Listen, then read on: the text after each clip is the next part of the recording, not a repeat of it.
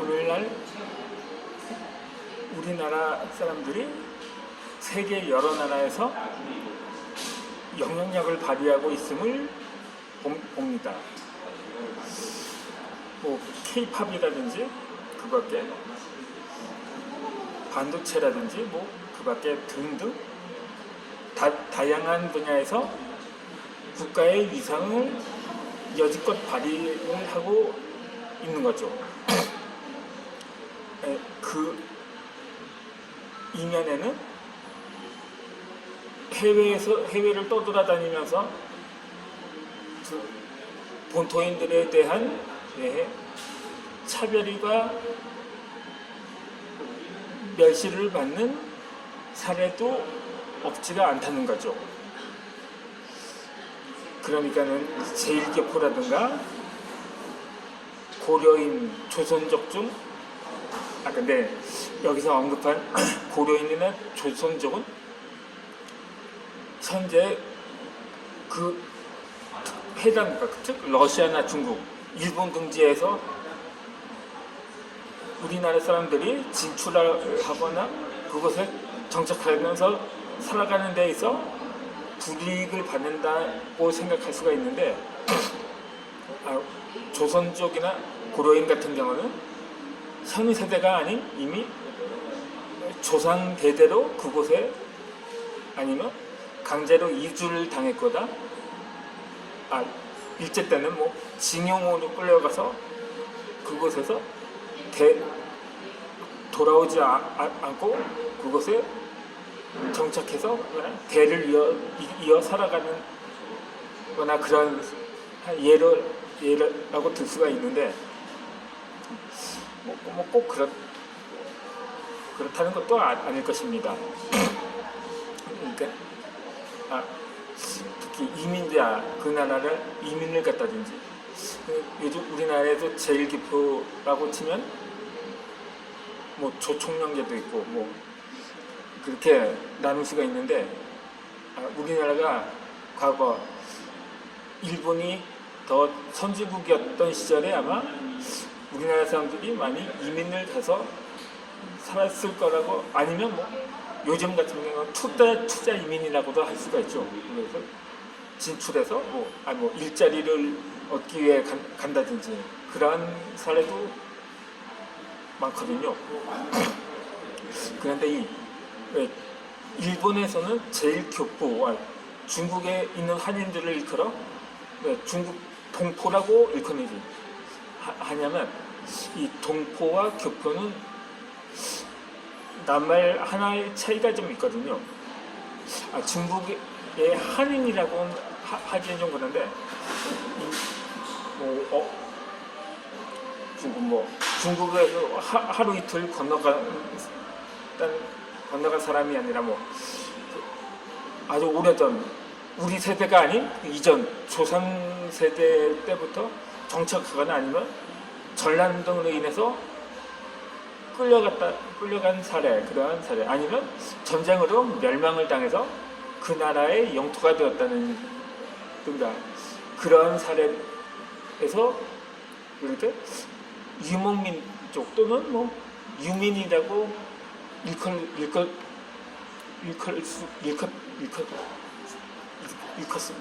일컫는데 근데 이 조선족, 고려인 요즘 우리나라 사람들이 한참 반중 정서가 많다 보니까 덩달아서 조선족에 대해서도 완전히 혐오하는 분위기가 팽배함을 볼 수가 있습니다. 물론 그거는 어느 정도 이해가 갑니다. 예전에 우원춘 사건이라니까 조선족에 의한 흉악범죄가 많았기 때문이기도 한데 그런데 한편으로는 고려인들에 대해서는 정감을 갖는 분위기더라고요. 그런데 내가 판단하기로서는 물론 고려인들도 참 훌륭하죠. 하지만 민족적인 순환사에 비하면 이 고려인보다 이 조선족들이 훨씬 그 뿌리가 길고 깊다는 사실을 아는 사람은 많지 않을 것입니다. 그게 장장의 조선족들에 의한 행태라든가 그런 데만 많이 생각을 하기 때문인 거죠. 하지만 이 역사를 거슬러 보면 이 고려인들은 순환사는 기껏해야 100년 안팎에 불과한다면 조선족의 순환사는 무려 1000년 이상 거슬러 올라간다는 사실입니다.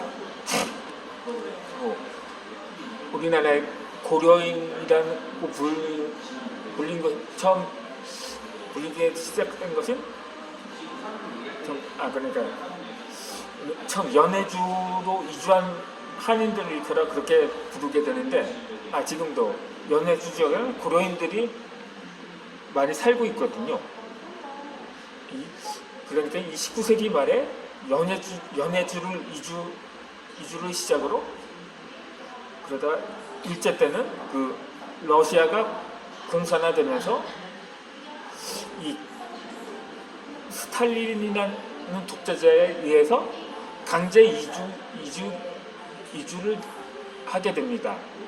그러니까 극동 연해주에서 거의 러시아의 지금은 독립국가가 되었지만 거의 중앙아시아 지역으로 그렇게 이주를 당하게 되는데 그 과정에서 많은 희생자가 나왔다는 사실도 부정할 수는 없는 거죠.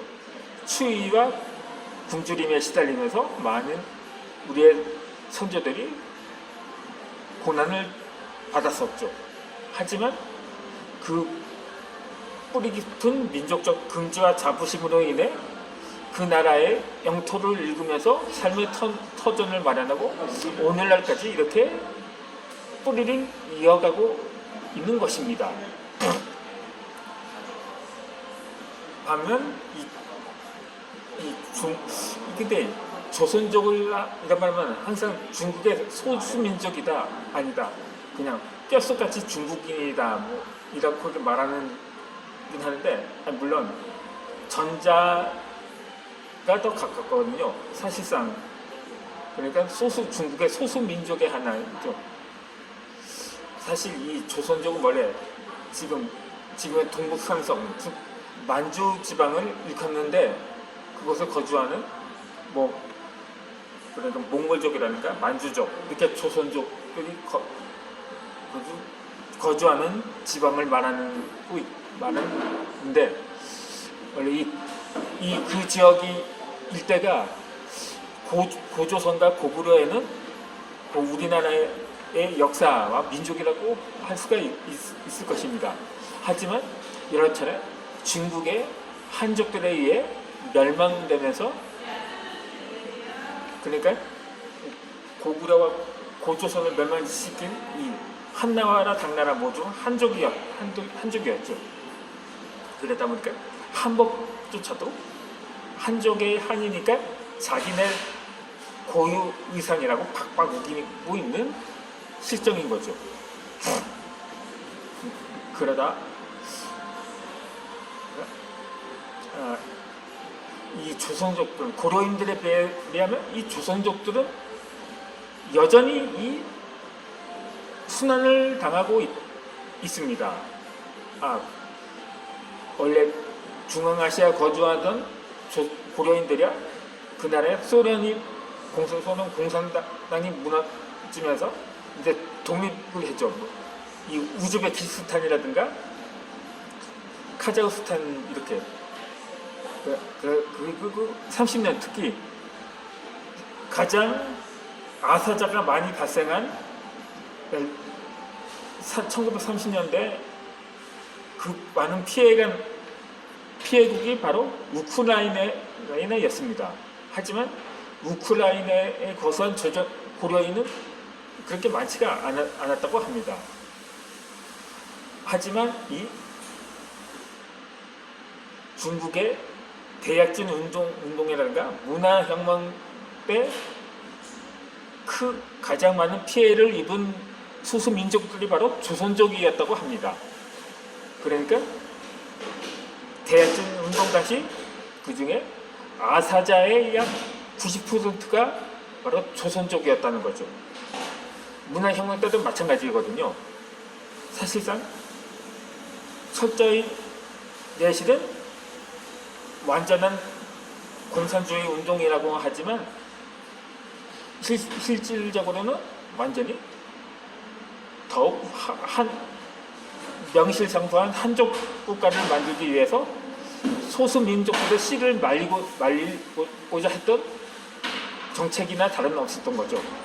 그러다 보니까 이 조선족이라든가 만주족 같은 이 소수 민족들이 피해가 컸던 거죠. 지금도 마찬가지거든요. 지금 뭐 중국에서 뭐 정전 사태가 발생해서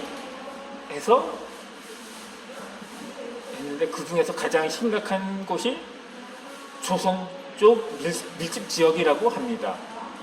뭐 그것이 의도적이었던가 아니었던가 아무튼 그것도 만약에 전력난이 그것이 자연 현상인 경우 그렇게 고의적으로 물론 이렇게 절제를 할 수가 있는 거죠.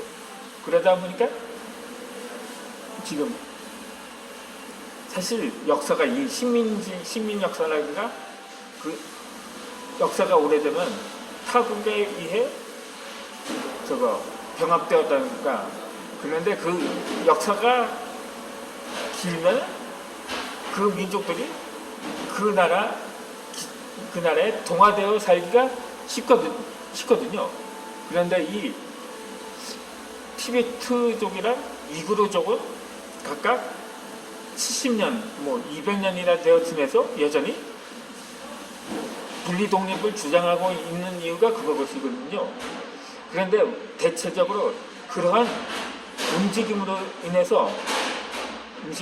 우려해서 당시 당국은 식민 지배를 하고 있는 국가의 출신의 이 민족들에 대해서 어느 정도 유화책을 펼쳐야 함에도 불구하고 계속해서 탄압하고 차별 정책을 계속 지속하다 보니까 이 민족들이 뚜껑이 안 열리겠습니까?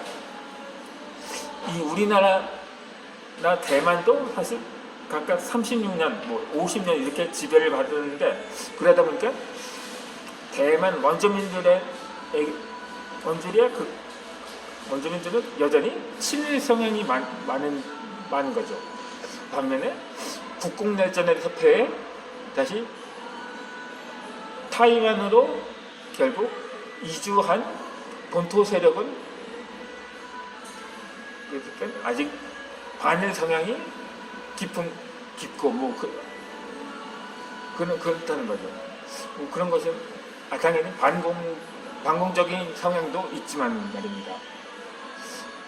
그렇게 해서 우리나라에서는 일제 36년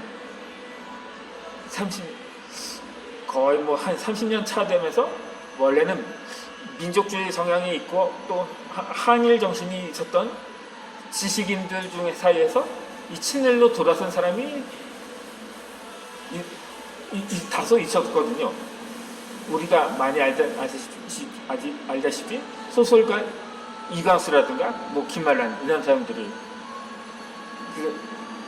참 운이 지지력도 없는 사람이거든요. 그러다 얼마 되지 않아 해방이 되었는데 결국 그러다 보니까 그들의 말년이 비참해졌던 거죠. 결국 일제야 유화 정책도 번갈아 통치를 하다 보니까 일제에 동화된 사람도 나왔다는 것입니다. 어찌되었든 오늘 나는 영상을 이어서 올려드리도록 하겠습니다.